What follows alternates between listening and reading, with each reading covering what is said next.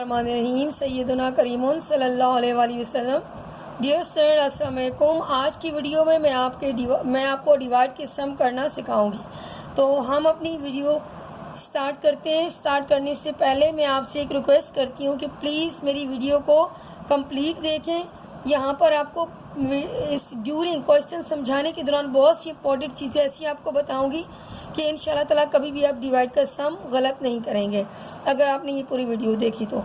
देखें, अब जो है हम अपना क्वेश्चन स्टार्ट करते हैं। हमारे पास क्वेश्चन है 6x³ + 17x + 12।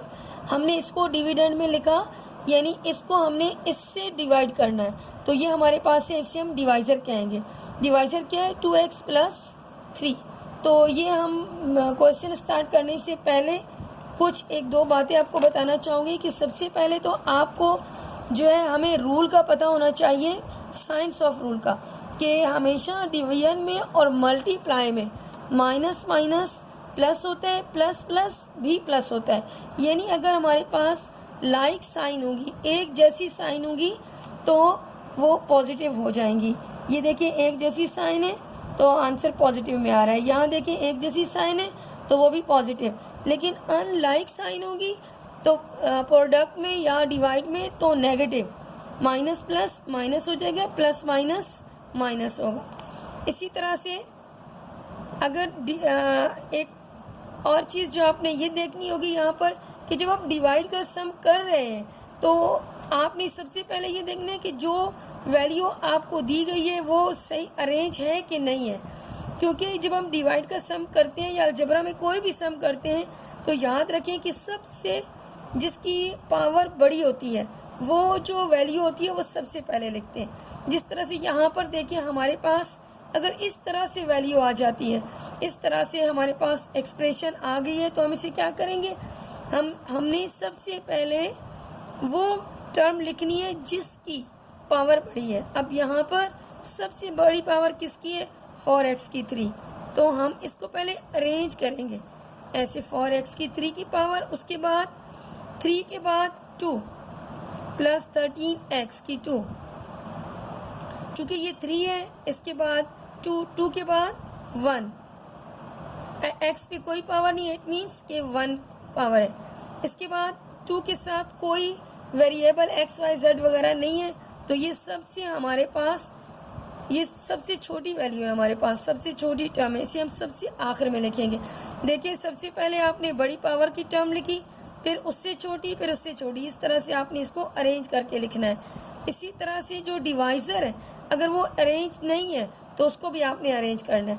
आप पहले यहाँ पर आपके पास सबसे बड़ी जो पावर है वो है x की 1 प्लस आपने 3 लिखा, उसके बाद आप इसे डिवाइड करेंगे।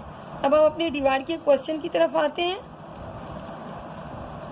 तो देखें डिवाइड, जब हम डिवाइड का क्वेश्चन कर रहे हैं तो सबसे पहले हम ये देखेंगे कि जो हमारे पास जो डिवाइज़र है वो क्या है, वो है 2x।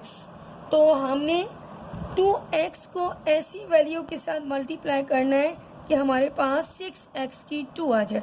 कि जो डिविडेंड में जो पहली टर्म है, फर्स्ट टर्म है, इसके नीचे सेम 6x2 है तो 6x2 ही आना चाहिए।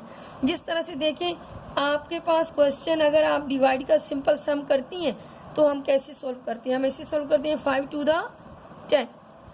इसी तरह से यहाँ अलजेब्रा में भी हमने 2x को ऐसी वैल्यू से मल्टीप्लाई करना है कि हमारे पास 6x2 आ जाए। अब इसका एक आसान मेथड मैं आपको बता रही हूँ कि आप ये वैल्यू कैसे आपको पता चलेगी। आप इसकी जो फर्स्ट वैल्यू है डिविडेंड की वो आप अपने पास लिखें, 6x2 है। अपॉन में आप डिवाइज़र की फर्स्ट वैल्यू लिखें जो है फर्स्ट टर्म है 2x। हमने इसकी भी फर्स्ट टर्म लिख ली, इसकी फर्स्ट टर्म लिख ली। अब 2 1 * 2, 2 3 * 6, और ये x, ये x2 है, ये 2x2 है, तो समझ लें यूँ इसको लिख लें, एक x से कैंसिल हो गया, हमारे पास क्या आया 3x। अब आप इस 3x को, हमारे पास ऐसी वैल्यू है, ऐसी टर्म है कि जिससे हम 2x से मल्टीप्लाई करें तो हमारे पास 6x2 आ जाएगा। लेकिन आप ये याद रखें कि अब आप 3x को इन दोनों से मल्टीप्लाई करेंगे। देखिए रफ कॉलम की तरफ चलते हैं। 3x हमारे पास है 2x प्लस 3। अब याद रखें जब हम मल्टीप्लाई करते हैं तो मल्टीप्लाई में पावर प्लस होती है। आपने 3 को 2 से पहले मल्टीप्लाई किया, 3 2 6। जब आपने x को x से मल्टीप्लाई किया तो x की पावर 1 है, यहाँ भी x की पावर 1 है, आपके पास आ गया x की पावर 2। फिर अब आप प्लस प्लस प्लस, अब आपने 3x को 3 से मल्टीप्लाई किया तो 3 3 9 और x का आपके पास आ गया x।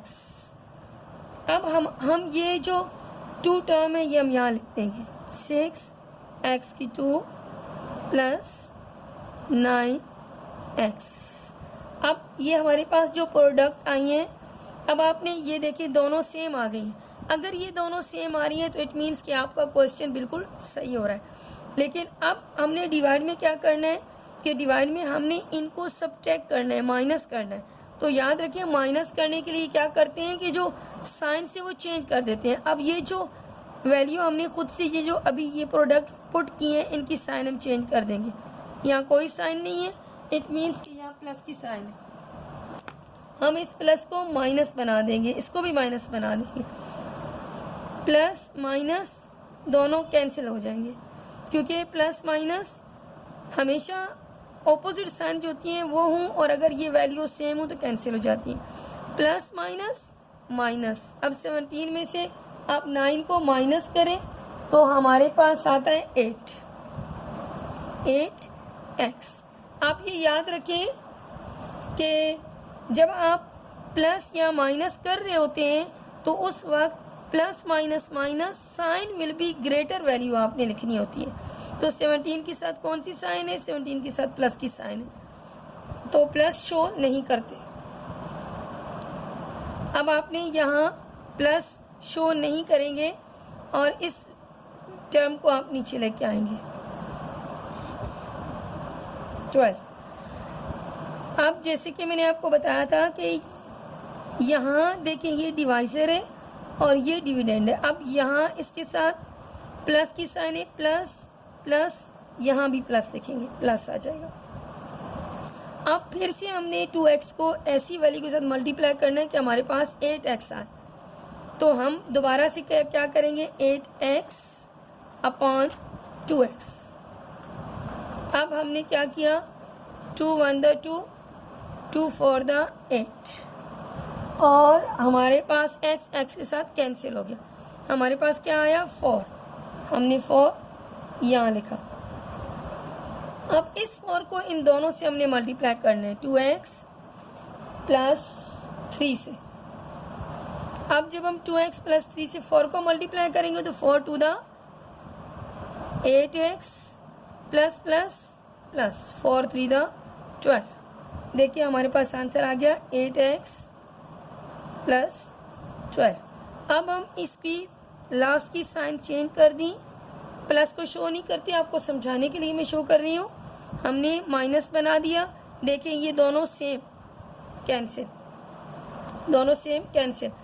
डिवाइड में एक बात याद रखें कि जो भी फर्स्ट टर्म होती होगी वो इस तरह से कैंसिल होती जाएगी। दूसरी ये बात याद रखें कि अगर यहाँ डिवाइजर 2 हैं, 2 हैं, 2 टर्म है तो यहाँ भी 2 टर्म आनी चाहिए, यहाँ भी 2 टर्म आनी चाहिए। इसी तरह से प्लीज़ मेरे जो है चैनल को सब्सक्राइब करें और वीडियो अगर पसंद आए तो लाइक ज़रूर करें।